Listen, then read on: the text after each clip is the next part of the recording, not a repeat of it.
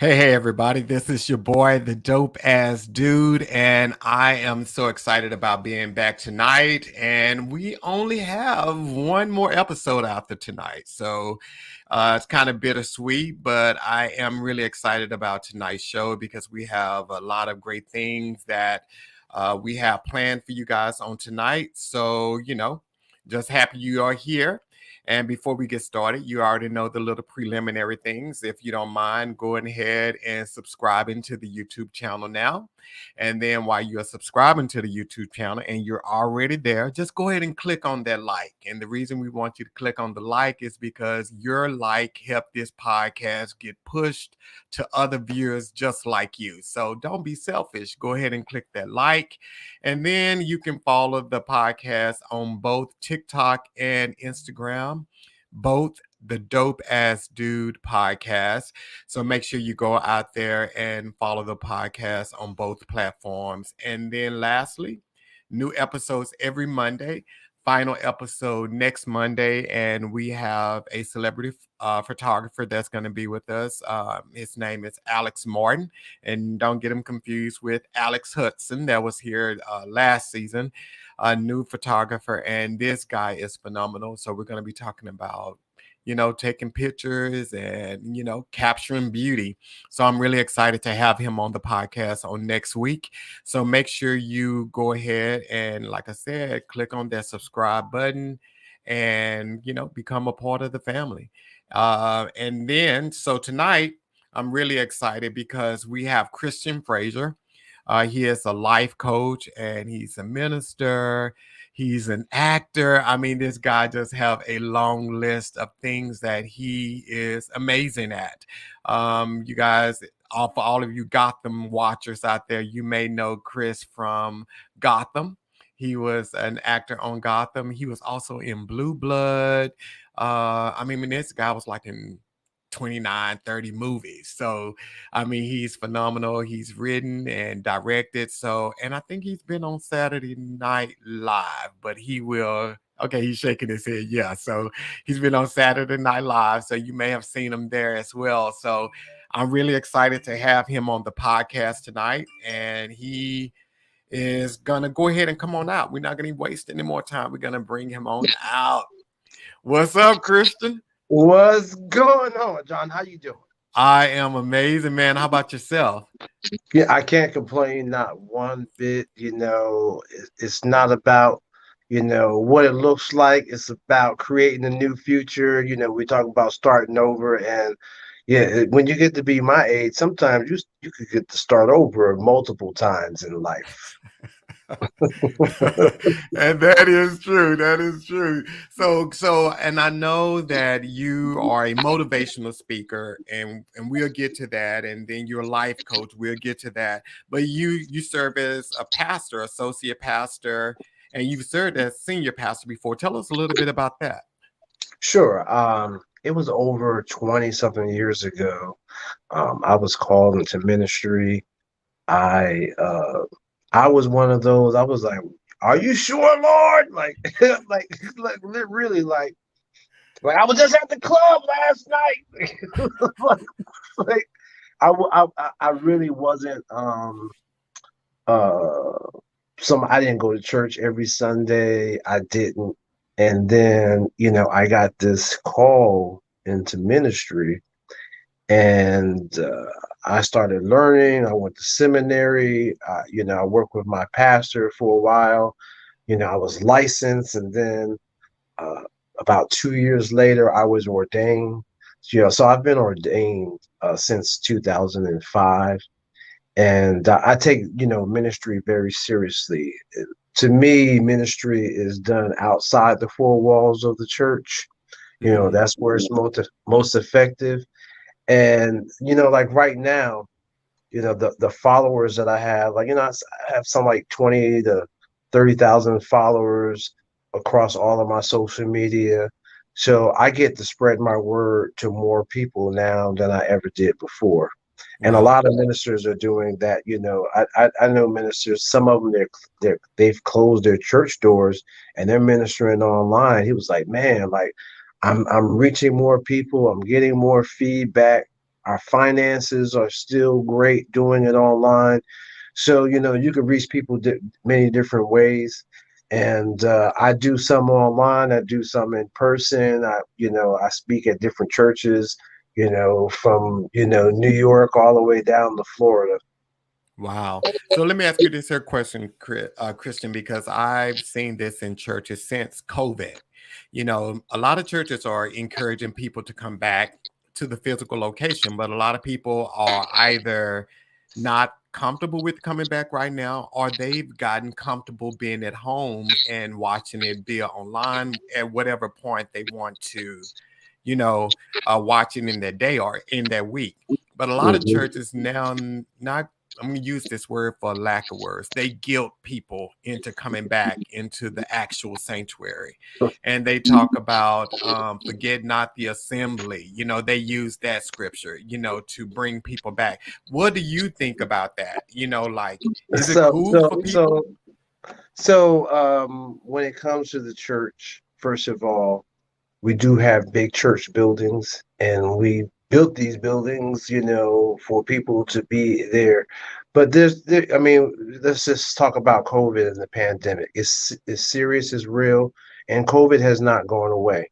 We have new variants that are very it's spreading fast, and it is a concern for some people. And some people are higher risk, like myself. Like, I'm a diabetic. A lot of people don't know that almost half the people that died from COVID-19 were diabetics, Oh, wow. almost 40%. And then the next thing were heart patients, and then people who lack vitamin D. So, these are things that happen in the African American community in high numbers. So, those are people who are high risk that are concerned about going back and assembling in the church. But the thing is that you're going to have a hybrid solution, just like people have hybrid solutions at work. You're going to have a hybrid solution at church. Some people are going to come in, some people are going to be online, and then it could be just as effective, because there's a scripture in the Bible that says, if you can't make it to this house, if you can't make it to the church house, he said, all that you have to do is just focus on this place. You could just focus your mind on that place, and you're still going to get blessed. So, I mean, that's the Bible.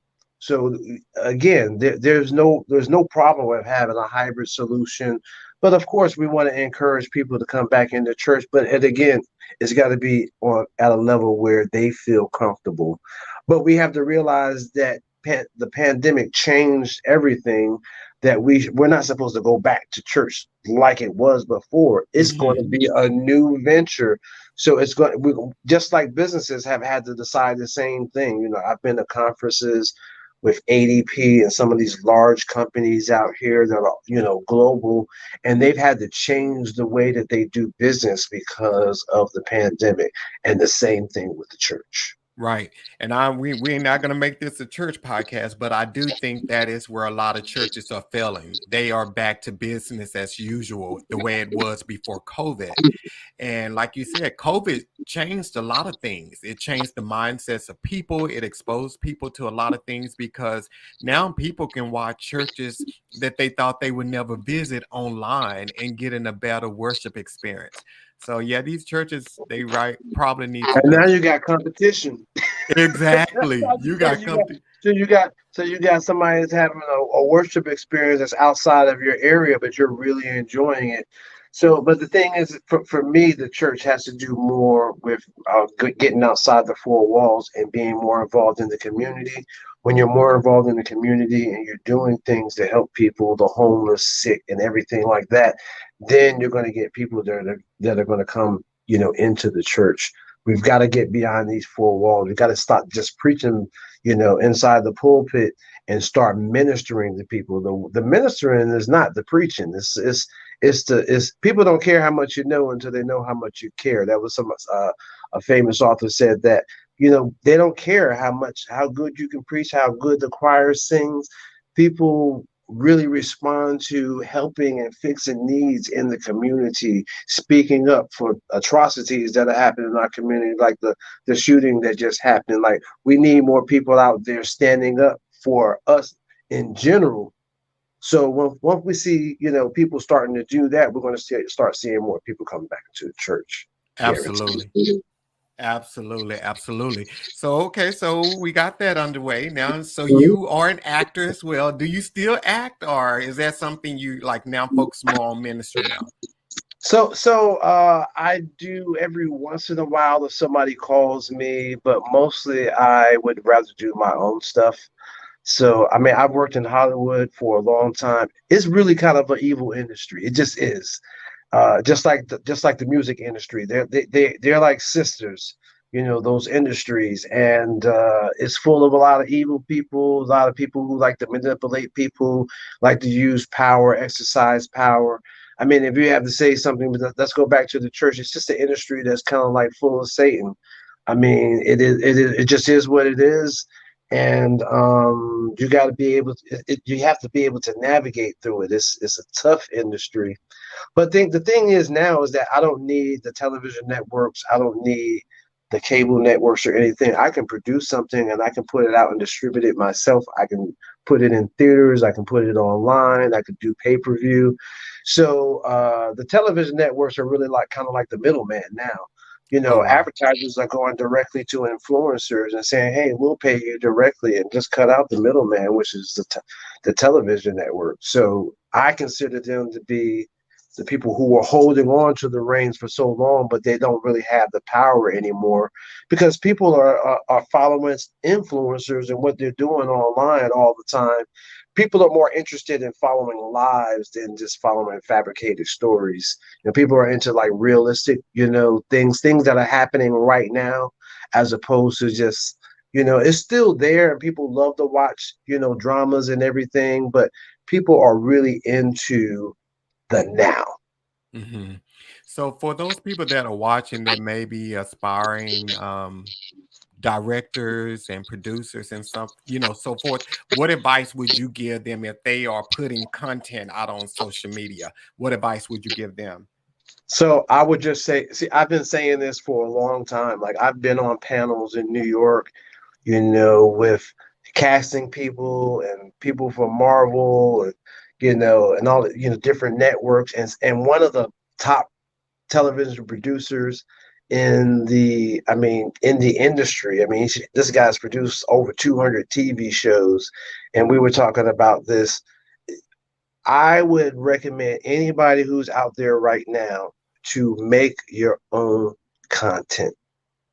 Make content, keep making content, and keep making content, and move from one project to the next project. Because what happens is you start developing more skills, you start getting better, the writing starts to get better, the production quality gets better, everything gets better. But sometimes these guys, like Matthew was saying, he's not Matthew Penn. He's done over like 200 television shows, including Law and Order as a producer.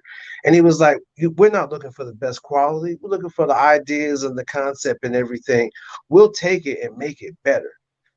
So, but you don't want it to be a bad representation of you. So you want to try to put your best foot forward to try to create your own content because people are out there looking on YouTube. There's a lot of television shows that are on right now that started from YouTube.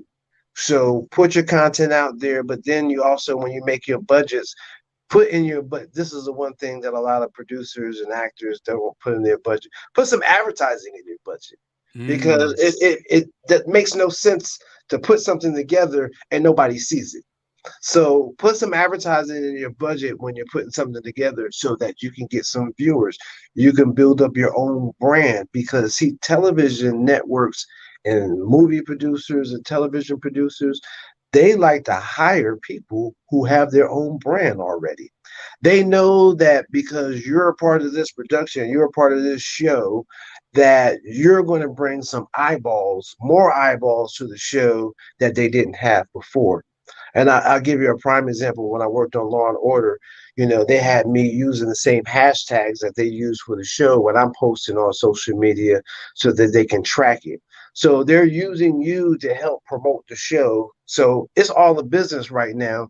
So you have to understand that they're hiring people.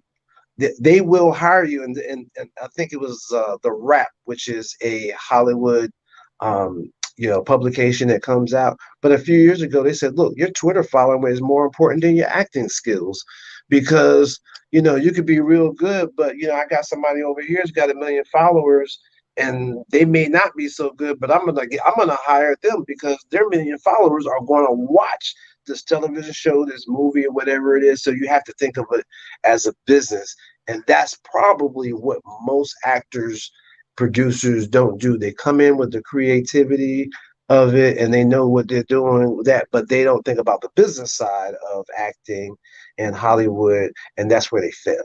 Wow, that's some very good information. And I also think that a lot of times we look at our followers and we be like, okay, like if you're on Facebook, you be like, I got 5,000 people. These people gonna support me. No, they have algorithms. Some of those people are your friends that never ever support. That's gonna tell you they're gonna watch, and it's just a I mean, lot of Facebook is things. only going to serve if you got 5,000, 10,000 followers. Facebook is only going to serve your content to like 5 to 10% of them. You got to pay for the rest of them to be able to see it. Right. Right. Yeah. That's truth there. So if you guys are listening to that, that is some definite truth. So Chris, another thing, you living with diabetes. You're Yes. diabetic. So like talk to us a little bit about that because that's a process that I mean you have a lot going on. How do you like go through day to day and be okay? So, I found out I was a diabetic like over 20 years ago, and I've been on different websites, publications, about.com, Norvo Nordisk, which actually makes the insulin for a lot of diabetics out there, short term, long term acting insulin. Um, Oprah sent somebody out, her, Dr. Oz have a joint website, they sharecare.com. They sent somebody out to my house in Atlanta to hear my diabetes story. Uh, because they say it's encouraging. I've had it I lost 70 pounds. I was on the front page of the New York Post as one of the amazing New Yorkers who lost, 70 pounds. Um, the cover, I think it was like, we lost hundreds of pounds, and it was a few of us. And so, I when I found out that I was diabetic, I let it go out of control for a while. But then I started to think about the complications. I started to think about getting older. I started getting serious about it.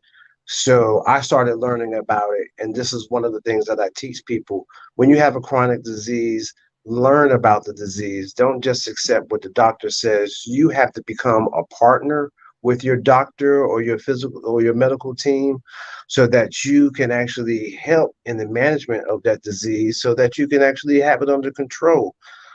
Sometimes you're getting information from doctors. It might be a primary care physician, but he's giving out prescriptions, for insulin or whatever. But he might have Wow. taken a diabetes course a long time ago. Like he's not an endocrinologist. He doesn't specialize in diabetes. So you just can't rely on just any information. And I find that a lot of us sometimes we just let the doctor tell us anything. And before you know it, we've developed complications because we were listening to some trial and error that a doctor that just doesn't have all the information and everything available to them. So find out. There's plenty of resources out there that you can learn about diabetes. And like I said, almost 40% of the people who died from COVID-19 were diabetics, vitamin D deficient, and again, the next complication was heart problem. So if you're a diabetic, you're a high risk for COVID. So you got to make sure that your body has you have your diabetes under control, because what happens is that your body can't fight two wars at the same time. So if your diabetes is not in control, your sugar is not in control, and then you get COVID-19, you make yourself you put yourself at extremely high risk for going to the hospital, complications, or even death. Wow. Wow. Wow. Wow. Wow. Wow. That's a Now, lot to take in. I'm not a doctor or anything like that. I'm not a medical professional. I'm just a nerd and a geek who knows a lot of stuff.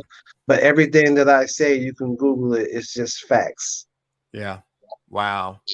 So let's get into the life coach Christian. So how did you transition into that?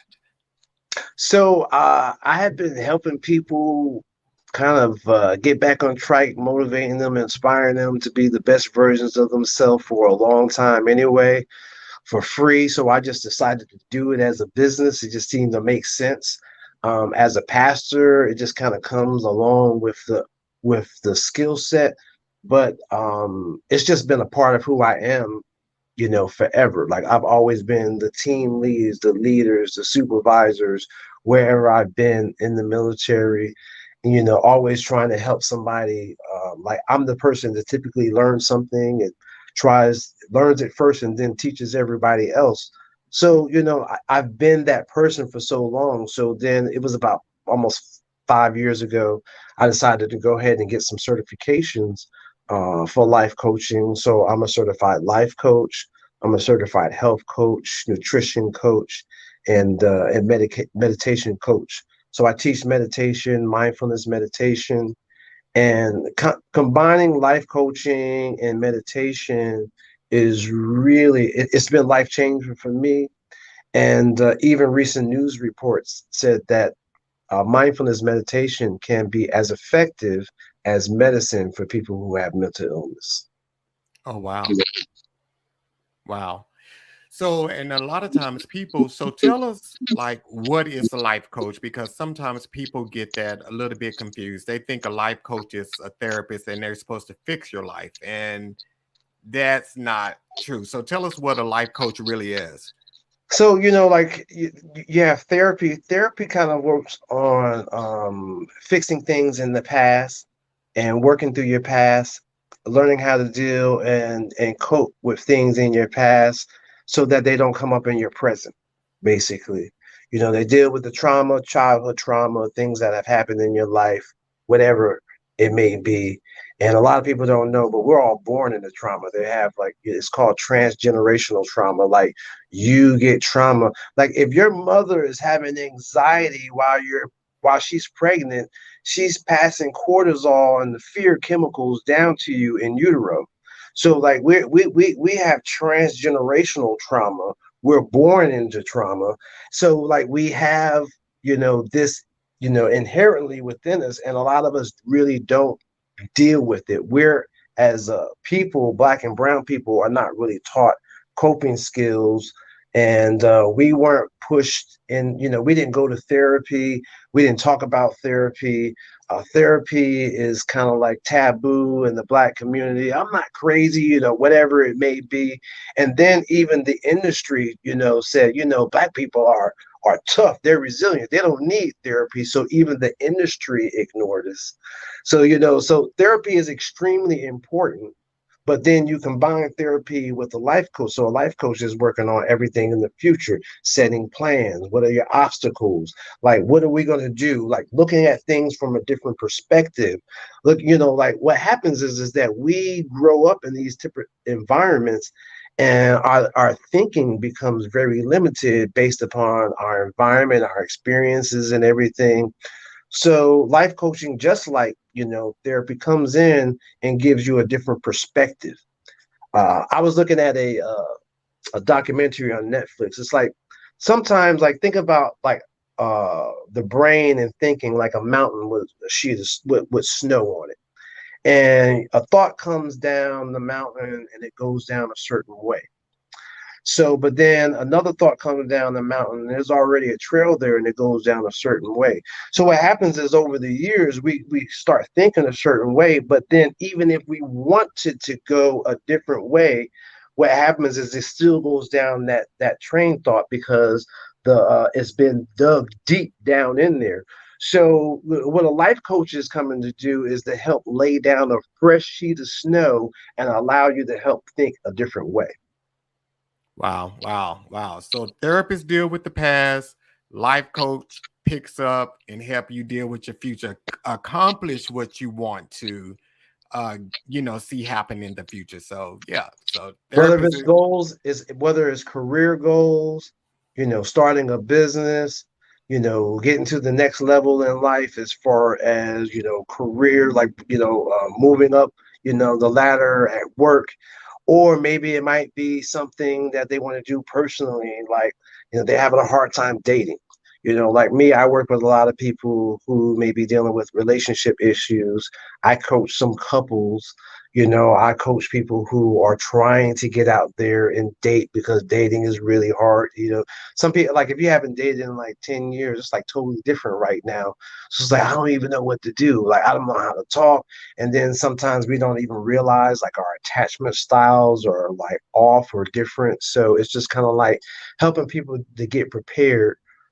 Maybe if I could actually say it a different way, sometimes I'm helping to introduce the person to the new them that they haven't met yet. Like that. I like that a whole lot. Yeah, yeah, yeah, yeah. So we have a question for you, Sure. Christian. So it says you are involved in a lot, which is great. How do you turn all of that off and just sit and take care of yourself? I'm sure Oh, people right. are often pulling at you outside of work. Oh, yeah. So, I work in mental health.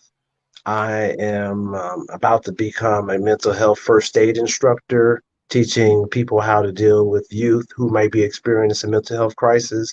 And I'm also a certified peer specialist, which works in mental health. So one of the things that we always teach, they teach us, like, it's a part of our certification, is self-care. Self-care is extremely important, and self-care comes with good time management. Like, I make sure that I have my time, my downtime, to relax, watch TV, get massages. Like this weekend, I was in Orlando for like 5 days, staying at a resort, and so spending some time with family and friends. So it's very important that self-care is a part of your regimen. And sometimes with life coaching, that's what I'm doing. I just noticed a lot of people just don't have any self-care. So I'm looking at their time and I'm trying to figure, and I'm telling them, okay, we've got to make sure that we incorporate self-care as a part of your time management, because you can't help anybody. You can't even be effective at work if you're pouring from an empty vessel. Wow, I love that. I would love that. Love that. So, Christian, we're going to go ahead and get to what we here to talk about tonight, starting over. So, let's talk about that. Like, so what advice do you normally give people? Because you kind of just tapped a little bit with the dating thing. You said people are trying to get out and start dating all over again, introducing the new version of themselves. What are some of the common mistakes people make when they are first getting out and trying to start over? Whether it's, dating, it could even possibly be just anything, just starting their life new. I'll tell you what, a lot of people, they start out, a new life or plan, but they start out with fear. Fear is the leading emotion in the world today. And fear is everywhere in so many different parts of people's lives. So people will have this idea to want to do something, but then they will let their fears grip, just grab them so tightly that they can't move. And a lot of people, what they'll do is they'll be like this person standing on a road with two choices in front of them. Yeah, and never being able to make a decision on which road to take, and end up starving and dying by not making a decision. And so we lead with fear, we have fear, and then what happens is when we decide to do something, our minds, we have to really get an understanding of how our minds work. As soon as you think of something new, your mind is saying, you can't do that, it's impossible. No, no, no, no, no, no. You have to understand that your mind has inner self-talk. And a Mhm. part of life coaching and meditation, what I do is I actually teach people how to reduce that inner self-talk, that mind that's telling you that you can't do that. And then what we do is we replace those thoughts with positive affirmations. So whatever your mind is telling you that you can't do, we're going to replace it, and you're going to say it out loud that you can do this and you can do that. Because when you speak it out of your mouth, then your ears hear it, and then it starts to register in your mind. And if you keep doing it over and over again, like they say that habits are created after doing the same thing for 21 days. But if you do the same thing for 21, 42, 63 days, you start creating these habits, these positive affirmations instead of the negative self talk that's been speaking in your head, preventing you from moving forward. Yeah, I heard Bishop T.D. Jakes say in one of his sermons that many times we don't need the enemy, that Satan, because it's the in me. It's those silent little quiet still voices, and it's us telling us, like you just said, the fear. We speak doubt into our own selves and discourage our own selves before we even get started. So yeah, and like you said, you have to replace those voices with that positive affirmation. But a lot of people don't believe in positive affirmations. Why do you think that? Because it hasn't been taught. And positive affirmation is just, see, if you really understand again how the brain works, you're saying it out loud and the brain is hearing it and it's registering, in your brain. Because what happens is a lot of times the thoughts that are in our head are not even ours. They're negative thoughts that somebody else planted in our head when we were younger, our environment, saying that you was never going to be nothing, that you would never do anything, or whatever it is that they were planting in your head. And then all of a sudden, because they kept doing it so often, it became your thoughts. So a lot of the negative self-talk that we have in our head is just not even ours. So again, it's about learning how to separate it, control it, get it under control, and say, no, I can do this because I am not trapped. Your brain will make you think that you're trapped in a situation that you're not even in. It'll play tricks on you. It lies to you most of the day. Wow. Wow. And I like to tell people, like, with affirmation, because I say affirmations every day. It's a practice of mine. I always tell people it's like prophetic, because a lot of times you don't feel it, but you speak it into existence. The more, like you said, the more you say it, the more you believe it, which the more you see it. So you just have to, speak it until you see it. I love that. So I'm we, a believer that this is why they have vision boards. It's like write the vision, make it plain. You're writing it, you're saying it, you're doing it. You have action, and see that's the problem with a lot of us when we start over. It's like we have these good ideas, but we take no action. Faith without works is dead. So you just sitting up there like I'm going to do this, I'm going to do it, but then 5 years later you realize that you haven't done anything because the truth of the matter is that you haven't had a plan. If you fail to plan, then you plan to fail. Simple as that. You have to have a plan. When we talk about recovery plans, like say in mental health and drug addiction, we talk about your plans have to be specific. They have to be, they have to be measurable. You got to put a time like, okay, this is what I want to do. I want to be able to do this within 6 months or a year. Make it realistic so that you don't set yourself up for failure. I'm going to make $1 million. I'm going to do it next month.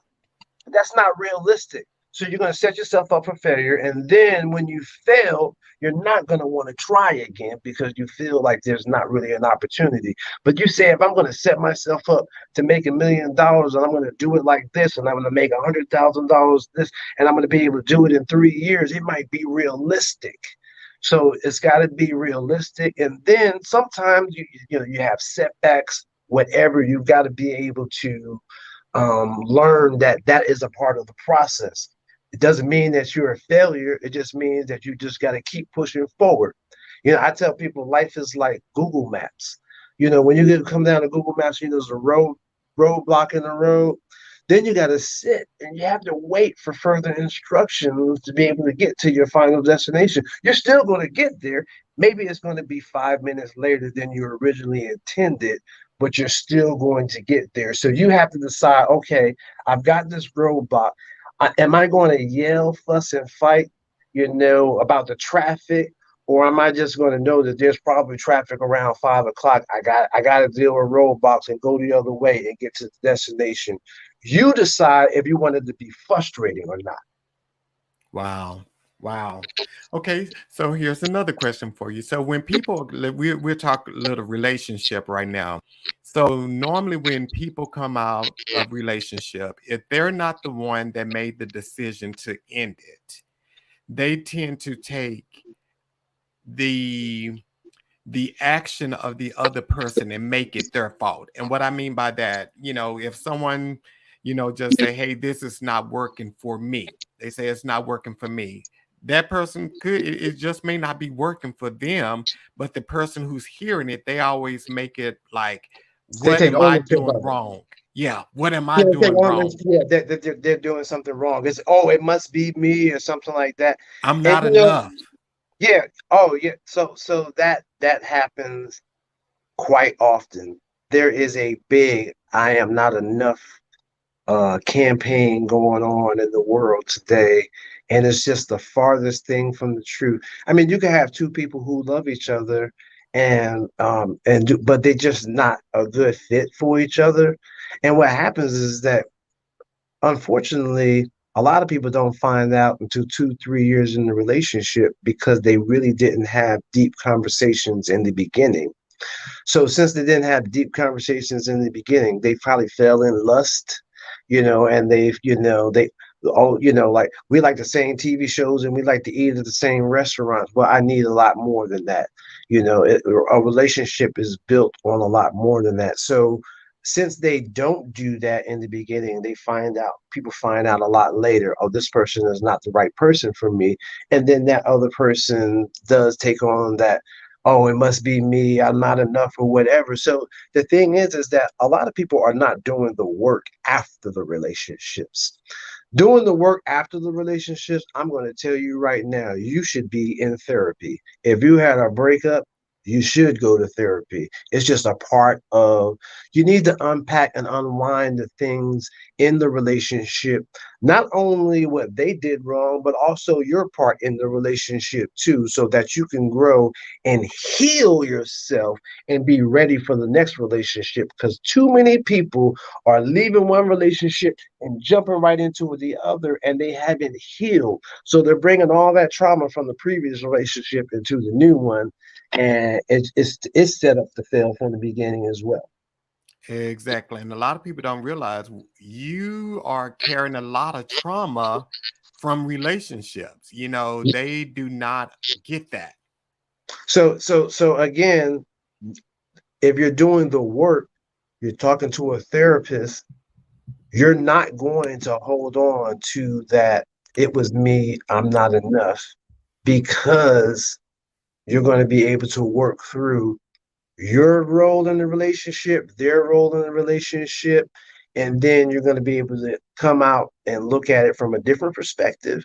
Because it's kind of hard to look at it when you're in the situation at the time. You've got to be able, and that's why it's important to talk to a therapist, because you're talking to somebody who didn't have a vested interest in that relationship, somebody who's outside the relationship that can offer you a different perspective. Wow. Wow.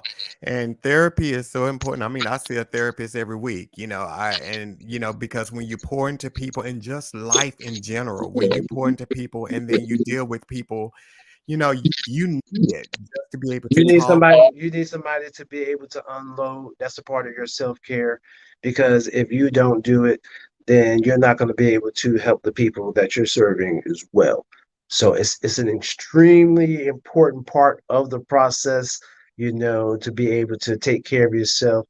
Therapy. Some people who don't have therapy, some people use life coaching for therapy because they just use talk sessions, to be able to have somebody to be able to talk to unload, to have, you know, somebody with a different perspective. There's all types of life coaching, depends on what the person wants and needs. So we kind of develop based upon, I give people an assessment, find out, and I talk to them about, what their goals are and what they want, and then kind of develop something specific for them. Because it can't really just be a one all that just fits everybody. Everything's got to be very specific because we're all individuals. Wow. Wow. So for those people, like say for instance, there's someone out there that maybe can't afford therapy. They can't afford therapy, but they're coming out of a situation in which they are taking ownership of the other person's decision. What advice would you give them to so that they're not taking ownership of that? Yeah, I would really sit down and do an evaluation of, like, what is it that you're taking ownership of? Like, and also, like, why are you taking ownership of it? Like, is this something that you created, you started? Is this, like, like, if you got the blame of feeling like you're not enough, that's a big one out there. It's 9 times out of 10, it doesn't have anything to do with you not being enough. It just has to do with two people just not being a perfect fit. Again, two people can be in love with each other, but not be the perfect love. They again, they love each other. They get along. I've seen couples who they didn't argue, but they got divorced because either their love languages were different and they couldn't adjust, or their goals were different in life. I see a lot of people who get together where their goals are totally different. Like, one is working to come up and the other one is working on retirement. Their goals are totally aligned. They're misaligned and they're different. One has, they're wise, they read a lot of books. The other one just watches TV and they don't really have, you know, much of a deep conversation. So it's just like there's kind of a mismatch. Oh, they love each other, physically attracted and everything, excuse me, physically attracted and everything, but there's something that's missing that they really need. And they don't want to, like, we can't get everything that we want out of a partner. If we could get 70%, we're doing really good. We're not going to get 100%. But there's certain things that you only want to get from them.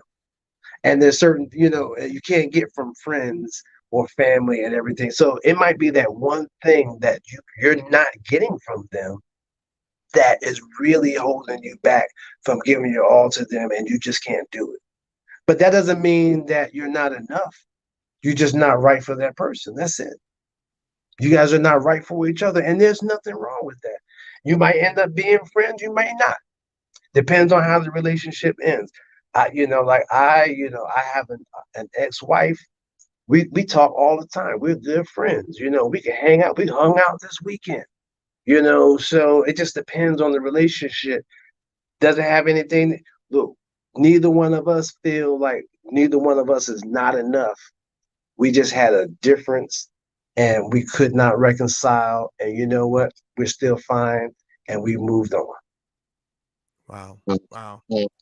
Yeah, but yeah, and I just know, like, a lot of times, I mean, because I've done it before in the past. Like I said, you get out of a relationship and you automatically take ownership of things that has nothing to do with you. Sometimes people, just like you said, they just feel like they're missing out on something in a relationship. And it's not that, anything is wrong with you. They just maybe want vanilla ice cream and you chocolate. So hey. It could be so many reasons. It's just like, I work in acting and we tell people, like, there's so many reasons why they don't hire you. You could be too short, you could be too tall, whatever your presence could be too big for the other actor on the screen. There's so many reasons why, and there's so many reasons why people don't stay together, doesn't have anything. And again, you just don't want to automatically start taking on this ownership. What you want to do is you want to sort each issue out. This is when you're talking to a therapist or a life coach and talking about each issue and find out if it's something that you really do have ownership with or not. Because we do want you to own the things that you did do. There is some ownership that we want you to take, responsibility for, but not everything. Yeah. Wow. Wow. So we have a question for you. Someone is asking, Saron is asking, how should one choose a life coach? Just like you would choose a therapist, you would interview them, talk to them, find out if they, um, you want to do some research, find out if they may understand your needs, if they actually work with people, like, we have different segments. You know, like there's some therapists who only work with children. There's some therapists who only work with adults. Same thing with life coaches. There's some life coaches who only work with certain, segments, certain demographics. So, do the research and then just give them a call. See if you can set up a time. A lot of life coaches will give you a free 15 or 30-minute session. And a lot of times you can find out from that session. Okay. And we got another random question here for you, Christian. Were you in a recent movie that had a shark in it? Yes, that was me. I got eaten by the shark. I was the first black man to get eaten by the shark in the movie. I think I was the only black man to get eaten by the shark in the movie. But it was so funny. It was taped here in Florida, and it was during the pandemic. There was nothing going on. It was like, oh, there's a movie filming here. And I was like, okay. So I actually went to just be the photographer, the behind the scenes photographer for the film. And it was like, man, we would love for you to get in the water and get eaten by the shark. I was like, yeah, sure. So it was fun. It was really kind of a dangerous day because we went out in the middle, like 2 hours away from the state of Florida. Like it was way out there, and we were on some rock formation, and it was slippery. And I was like, it was just a crazy day. And the director actually, the boat slammed up between his knee and the dock, so like he got hurt. So it was just like kind of like a crazy day. But yeah, that was me in the shark movie. It was a lot of fun. Oh, wow. Nice, nice, nice. So, got another question here. How do you know when it's time to move from someone? Oh, you know. But you know what the thing is? A lot of times, many of us are very quick to move. We're quick to move without finding out the real problem. Sometimes, quite often in relationships, people don't know how to articulate their problems or issues. Mm. So I've been in a lot of sessions where people, like, I'll say something, they think that's exactly how I feel. They didn't really understand. They couldn't articulate it. So, we're quick to leave a relationship without finding out the real answers to our questions. And I think that it's really important to try to see if that person is able to adjust, to be able to meet whatever need may not be met, or if it's something where they're, like, can they adjust through counseling, through couples counseling, through therapy, through coaching? Like, is it something that they can do? And also, the most important thing, are they willing to do it? Are they willing to make the adjustment and change? But again, willing and capable are two different things.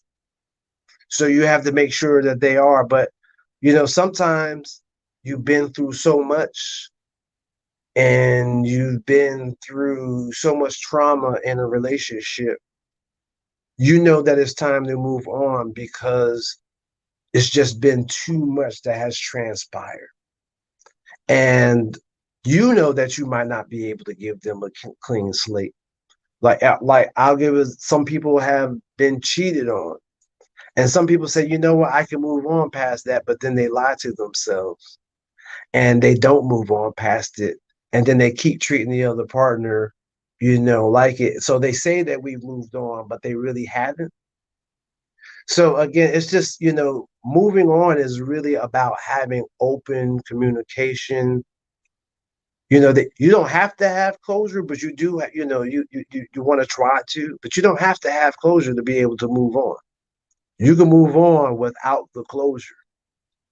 But you want to try to get everything, all the talk on the table. You want to talk about everything, all the problems that you have. Find out if there's a solution. Now, you two together might not be able to come up with a solution.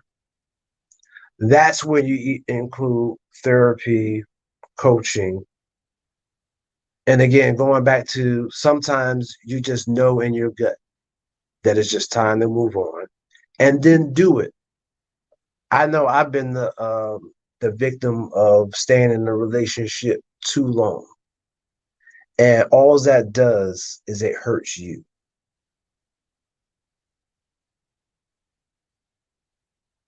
Yeah.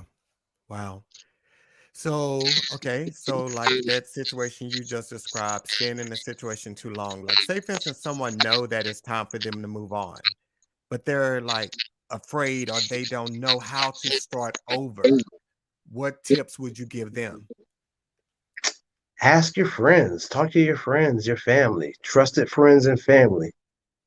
You know, tell them exactly how you feel that you want to do, and then come up with a plan. Okay, this is what I need to do. I need to save up money. I need to do this, or I need to leave next week, depending on the situation. But come up with a plan and talk to somebody about it. If you don't have a therapist, you don't have a life coach, you've got somebody, a mentor, somebody that you can talk to that can offer you some guidance.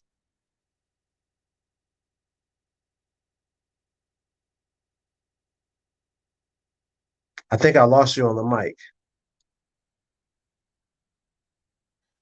Can you hear me now? Yep. Okay, yeah, that's very good advice. That you just gave out trusted friends and family, and like you said, you have to have people that you can be 100% transparent with. And I think that's a lot of times with people, they feel a little ashamed because most times everybody is looking at us to be strong individuals and to have to come back and show a level of vulnerability. A lot of people don't feel comfortable with that. They're kind of afraid. How do you Yeah, get people? we have to definitely learn how to be more vulnerable. It's just, especially men, we have to learn how to be more vulnerable, be more open, be, just to communicate and talk more. And I think that's a part of therapy. It kind of opens up the door for you to be able to learn how to talk more and talk about your feelings and articulate your feelings. Because again, that is one of the biggest problems that I see with a lot of people and relationships, is that people just they're not understanding each other. So typically, what I would recommend for a lot of couples, I recommend them to do personality tests. Like, you should take the personality test. Your partner should take the personality test. You should do a couple of them. Find out what your love languages are, and then sit back and have discussions about the love languages. You're probably going to do. It's probably going to be a great self discovery for yourself, and also discovery for your partner, to find out a little bit more about each other. And then, so I was actually taught this when I worked for GE, and I used to work for AT&T. But the guy said, man, this is not just stuff that you use for work.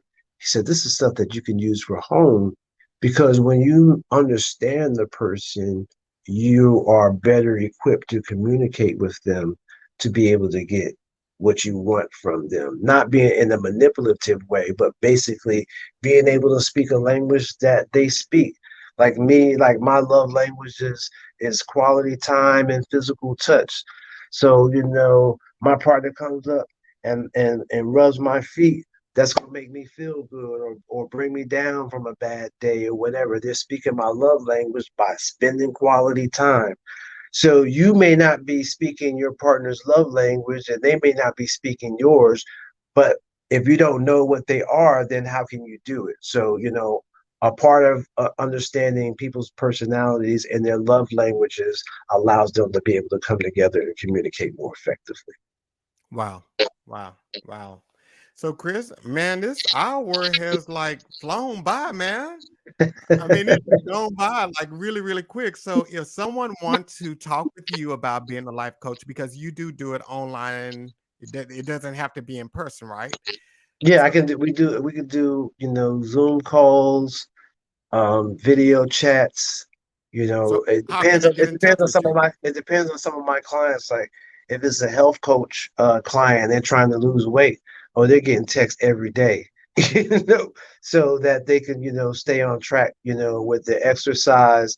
So I even do, like, like a program where I set up their their exercise and everything, and then they go and they watch the videos and they follow the exercise program even to the reps. Okay, pause, for 30 seconds. Okay, resume again. So I can set them up where they can actually do a lot of workouts at home. They don't have to be able to join the gym. They can get the one-on-one, and then I talk to them about nutrition, eating right. It's really, like with mental health, we talk about whole health now because um, if you're not eating right, if you're eating like fried chicken every day and you're eating foods that are driving up your anxiety, because there's a certain lot of foods that will drive your anxiety through the roof. So whole health is making sure that we're taking care of the food, your body, food that's coming in your body, making sure that you're exercising your mind by meditating, clearing your mind to be able to hear your inner thoughts, because a lot of times we're always looking for answers on the outside, and a lot of the answers that you need in life are already right here. So, we're meditating, we're eating right, we're exercising, and then we're creating a plan so that you can move on to have the best version of your life that you want. Wow. So how should they go about signing up for online consultation or something like that? So you can visit me on the web, christianfrazier.com. That's the best way to get a hold of me. I get messages as soon as somebody hits me up from there. You'll find out some information about me up there, some of the certifications that I have. And I'm actually getting ready to do a total revamp of the website. So it's going to be a lot of stuff coming soon. I'm working on a weekend kind of getaway, and that getaway is about eliminating your fear. Wow. Wow. So the best way, like you said, is to get in contact with Christian. It's on his website. It's on the screen, www.christianfrazier.com. So you can go out there, and Christian is on Instagram. So we Yeah, had that up. I'm on Instagram, TikTok, YouTube. You can hit me up on any platforms, Facebook, Twitter, LinkedIn. I'm everywhere. So So, you guys, if you like this podcast tonight, make sure you go out on either of those platforms and follow Chris, and then furthermore, set up. I mean, if you have put in the work, you've gone to a therapist, or even if you haven't gone to a therapist and you have some goals you want to achieve, Christian is the man to talk with. So, go to thank his you. website, check him And out. one more thing I wanted to add is that probably in the next week or so, I'm going to start um, teaching mental health first aid around the country. And so if you have a church organization, community organization, and you want to bring mental health first aid, it is a certification. It lasts 3 years, just like first aid certification is mental health first aid certification. It is teaching you how to be able to identify um, children who maybe experience some type of trauma, some type of stress, and be able to keep them settled until help arrives, and teaching you different, tactics and different things to do to be able to just sustain them, keep them calm, because what we found is that if we can help, a child, through their trauma, and this comes through education. But if we can help them, we can help that event or help prevent that event from becoming a life long, type of anxiety or depression. So being able to come to somebody's aid in the middle of, a situation can really change that situation. And again, prevent them from having a life of depression, anxiety, and really going on a downward spiral. So mental health first aid is extremely important. I know that they're talking about making it available to some barbers and beauticians as a part of their state certification, like in the state of Georgia. So it's becoming something that so if you're dealing with children, whether it's a daycare, teacher, anything that's dealing with the public, mental health first aid is something that you should look at. And you can either contact me on the website about that or social media as well. Oh, wow. That's awesome. And so make sure you go out and follow Chris everywhere. Follow him on all his platforms and look for him in that one Shark Fest movie where he get ate up. He's the first and only black person in there. So look for him there. And before we go, do not forget to like this podcast tonight. And we will see you guys again next Monday night. Enjoy your weekend, your week. Peace. Thank you very much. Bye bye.